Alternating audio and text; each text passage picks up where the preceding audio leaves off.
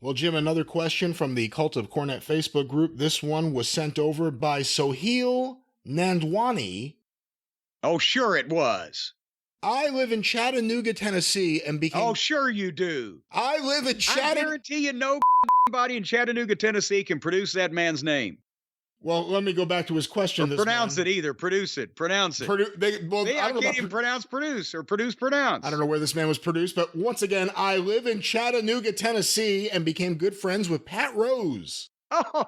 He lives a little south of here in Georgia. I know Pat can't pronounce that name. We shared some beers, and I got to hear some hilarious stories of Jim driving in the territories. Any fun stories you can remember of Pat, I know it would mean a lot to him. Well, no, Pat Rose there is a picture that circulates every once in a while on Twitter of the Mid-South Wrestling heel crew in 1984. There's me and Bobby and Dennis, Nikolai Volkov, Crusher Khrushchev, Buddy Landell, and Pat Rose with the mustache is as I recall, kneeling down in front of us at one point, and Jerry Gray may have been in that too. And Pat was... he was from the Chattanooga area, as the guy said, and he broke in the late 70s, really under the last couple of years of Nick Goulas. And, you know, he was a very good worker. He was vertically challenged. He wasn't as tall as he needed to be back then for people to go, oh, but he was bulky and he was strong and he was a good worker.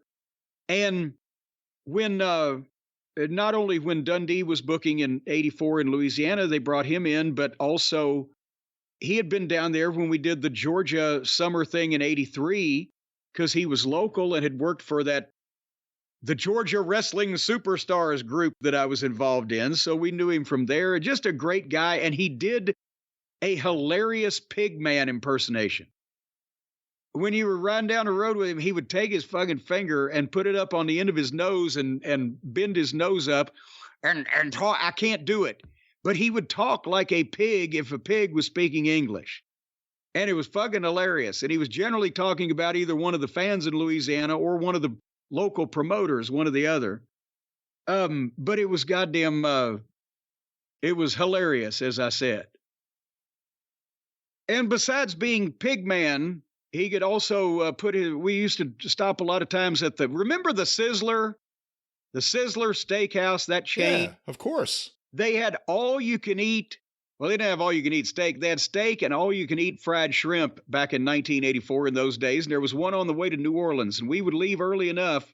Me, Bobby, Dennis, Pat Rose would come. A lot of time, Carl Fergie, Buddy Landell, whoever the fuck, we would converge on this Sizzler and eat them out of the fucking fried shrimp. So he had a capacity for that also. Pat does a big time fishing show and has for years now down on the radio in Chattanooga and is a well thought of fishing expert down there, but great fucking guy. All right. You never think of fishing as being a radio sport, but there it is. Well, he talks about the fishing. And it's better for radio, not only because he has the perfect face for radio, but that way you can't see when he holds up pictures of fish he's caught and he tells lies, you can't see how much he's lying. All right, well, I don't know about any of that, but there's Pat Rose here on the show.